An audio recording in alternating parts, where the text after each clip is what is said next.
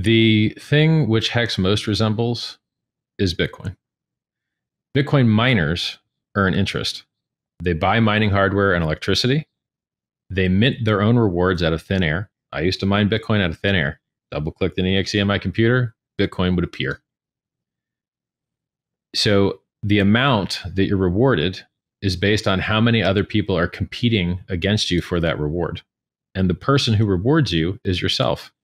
Just like if you draw yourself a beautiful painting, now you've got a beautiful painting. You clean your room, now you've got a clean room. If you mine Bitcoin, now you've got Bitcoin. You can sell them, you can hold on to them. And the same goes for Hex. If you lock up your Hex for a while, you can end your stake and mint yourself a reward of extra Hex. And so if a lot of people are staking, the reward goes down in Hex terms. If few people are staking, the reward goes up in Hex terms. Now, what's the most important part? The most important part is how much those Hex are worth. If you had bought Hex on January 5th of last year and held it until a couple weeks ago, you'd be up 386,000%. Yeah. Before interest. With interest, you would have made an extra in between 30 to 100% on top of that. It's amazing. And you would think this is impossible. You'd think this has to be a scam. Nothing can have returns as good. And then you look at Bitcoin and it's up 6.5 million X in 11 years. You look at Ethereum and it's up 14,000X in 5 years. So being up 4,000X native in a year and a half is actually very similar to what Bitcoin and Ethereum did from their launch days. So it's standard for the course, really. But can you... Hex generated an approximate 2,700% return over the course of 1 year. It was temporarily the third largest coin in the world in terms of market value when it hit its peak point in the beginning of July, when its market cap topped $65 billion. People in the cryptocurrency community have referred to Hex as a scam or a Ponzi scheme in their criticism of the cryptocurrency. In today's video, Richard Hart will share his thoughts on all cryptocurrencies, and you won't want to miss it, so make sure you watch the entire video. Don't fall behind, hit that subscribe button, and enable those notification bells to stay ahead of the game. So let's jump right into the video.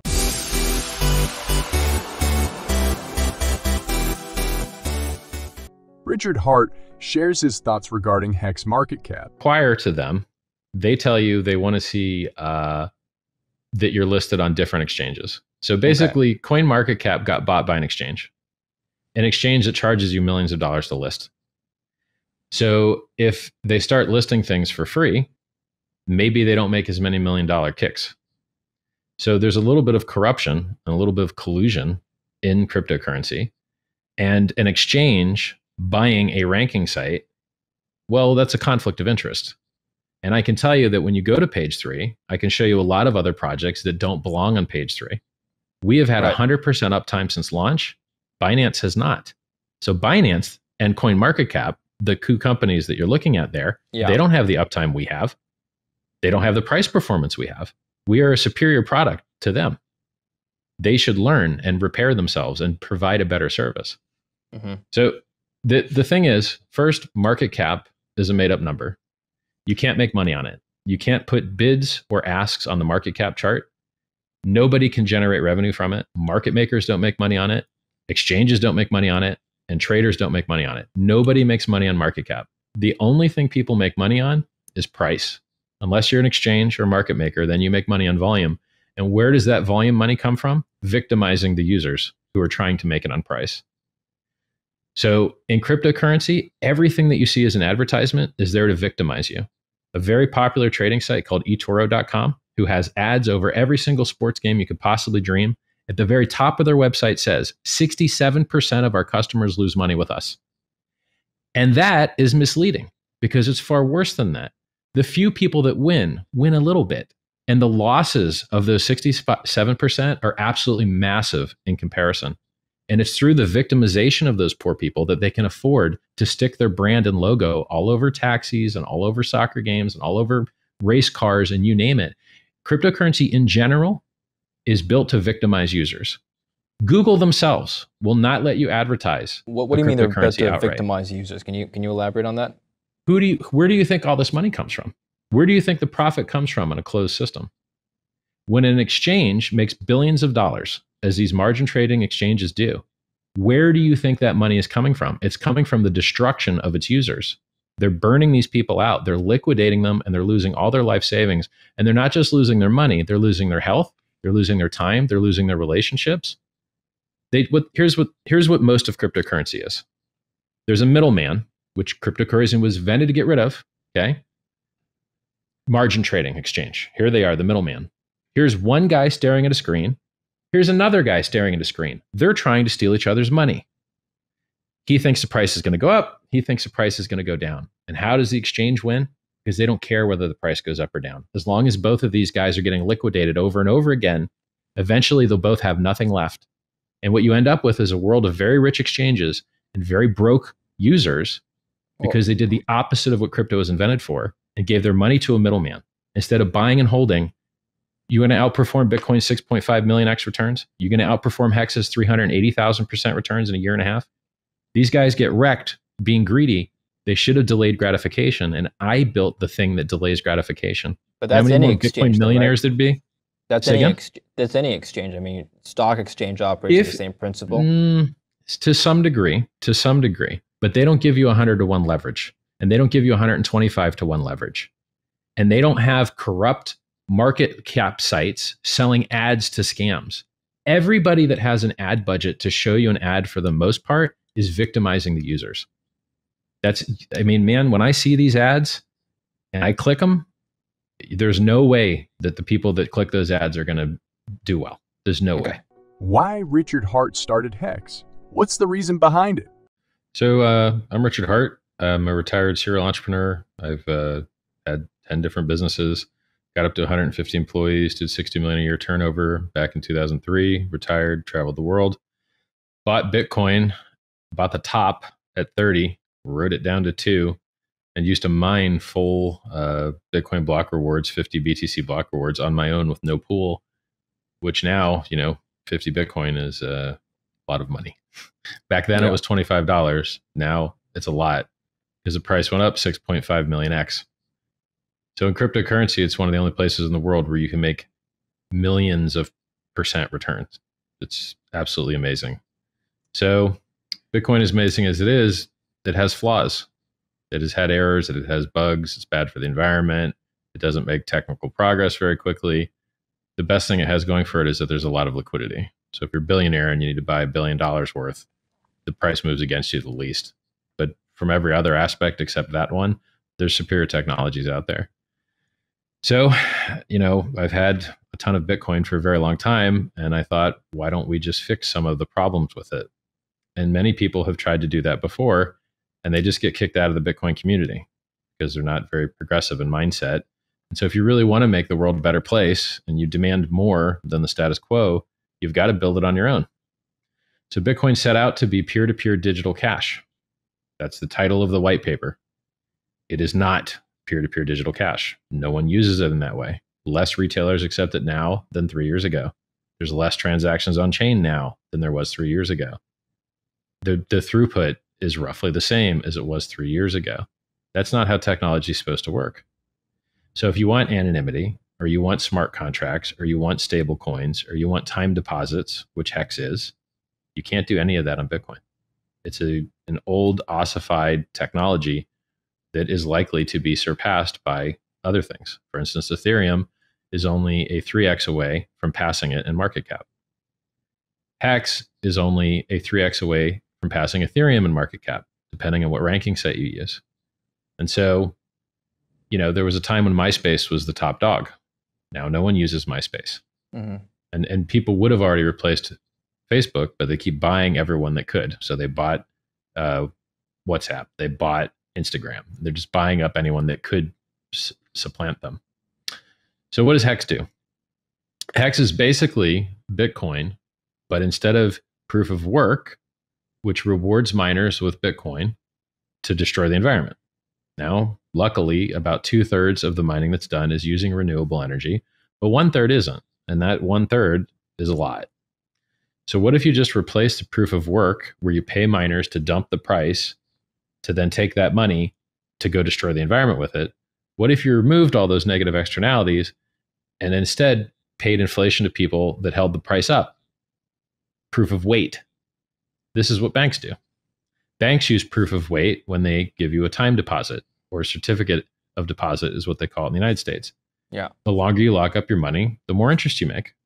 The time value of money is very well understood in the legacy markets, and absolutely no cryptocurrency was designed to address it except mine. Before we get into Richard's thoughts on other cryptocurrencies, we'd like to remind you to subscribe to our channel and enable notifications. If you do this, you won't miss any of our future videos. How you can identify a scam coin according to Richard Hart? A project called Proof of Weekends in 2017 that was based on the opposite of efficiency. Efficiency is very affordable transaction costs. Inefficiency is very expensive transaction costs. This cryptocurrency prided itself on having a 10% fee to send your coins. So when you would want to get into their Ponzi, you would pay a 10% fee that would benefit the other Ponzi holders. And when you would want to escape the Ponzi, you would pay a 10% fee that would benefit the other Ponzi holders. And so it was a very inefficient system, and it created a class of, quote, games, which are really just gambling, called hourglass games. It got a lot of users in 2017, and then it went to zero and stayed at zero and has 1 user per day now, occasionally. Now, 2021 comes along. Someone copy pastes that idea and calls it Safe Moon, because apparently no one remembers that this has already been done before and worked terribly for everyone involved. So they do it again, make tons of money. Price goes like this, and then dies and stays dead. So if you don't pay attention to history, you're going to make the same mistakes. So now here's a problem, another problem in cryptocurrency.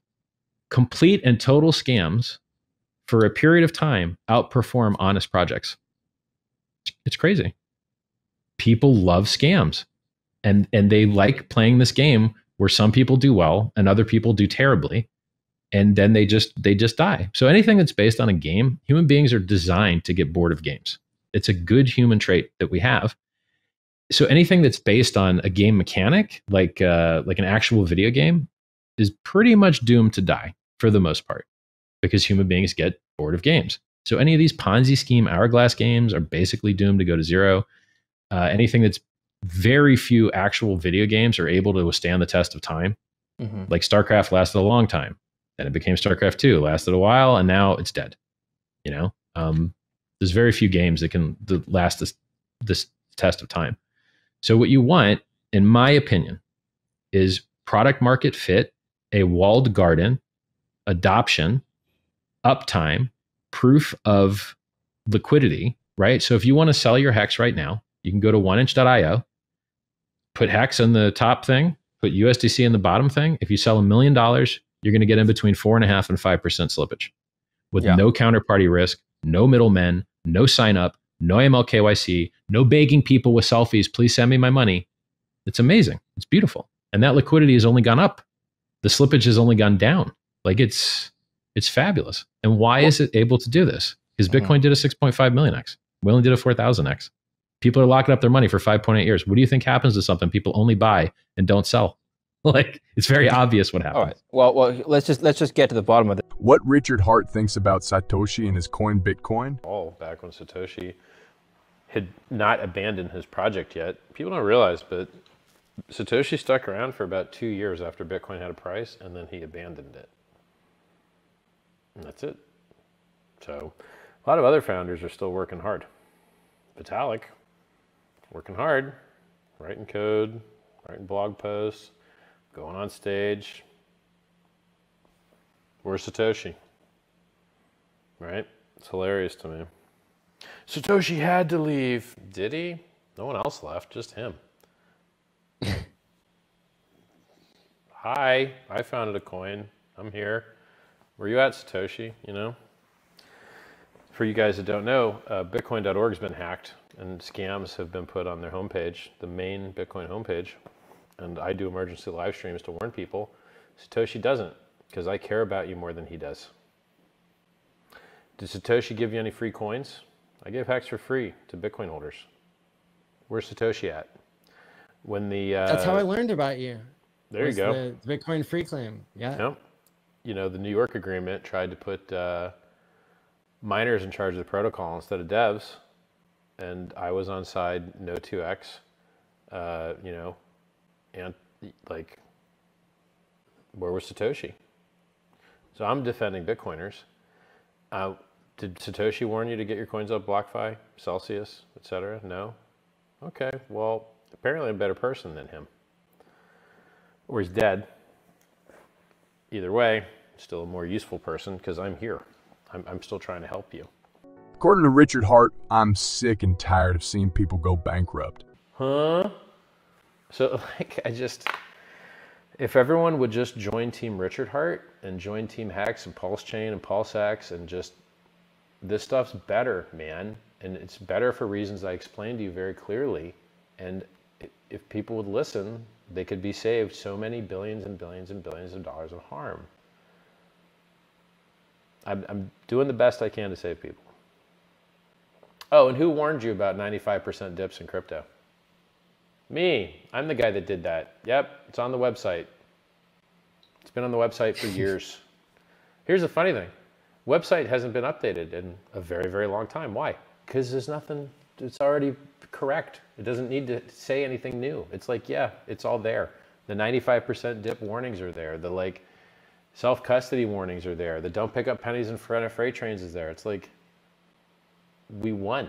People just need to realize it. The summary was, by the way, if everyone had bought Hex instead of the trash they bought, there'd probably be a lot of people less wrecked. Yes, you're still going to have huge volatility, sure, but you don't lose all your coins.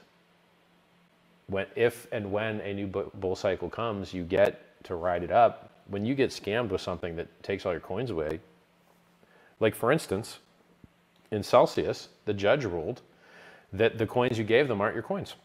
They're their coins. And so in an event of a bankruptcy, you go last. There's secured creditors that have UCC1 forms. They get a right of getting paid out first. You get paid last. You get paid whatever's left. Oopsie. Now who warned you about that? Me. You did. I warned you about that. And basically everything I predicted has come true that I can remember.